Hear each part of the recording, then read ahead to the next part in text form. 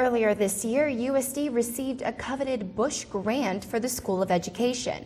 Live correspondent Teresa Johnson is at the Muck with Education Dean Rick Melmer, the man responsible for bringing the grant funds to campus.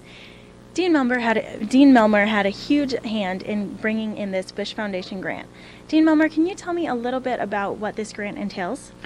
Yeah, the Bush Foundation is out of Minneapolis, Minnesota, and they were looking for universities in the three-state region, Minnesota, North Dakota, and South Dakota, that were interested in redesigning their teacher education programs.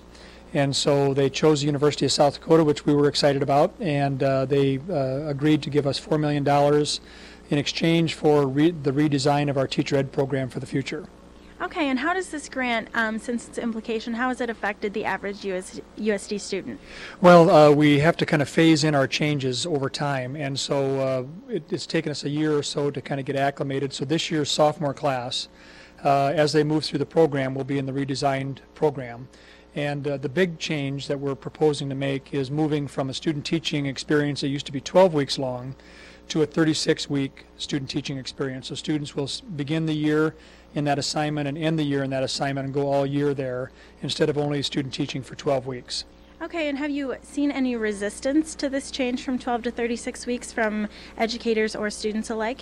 The education community, meaning the educators that are out in the field, are really excited about it. I think we're going to get really good support there. I think most of the students are fine with it. I think there are some students that are still wondering, so how's it going to work, and does that mean I have to start earlier and go later, which it means, yes, you do have to start earlier and go later. So I think the students are going to be fine with it once we get going, but I think there's going to be that period of time in transition where there's going to be a lot of questions. The other thing we're doing is we're embedding courses into that full year experience. So while they're teaching, they're going to be taking some online courses and some face-to-face courses while they're student teaching. Okay, you said they would have to start earlier and go later. Does this mean they will not graduate in 4 years?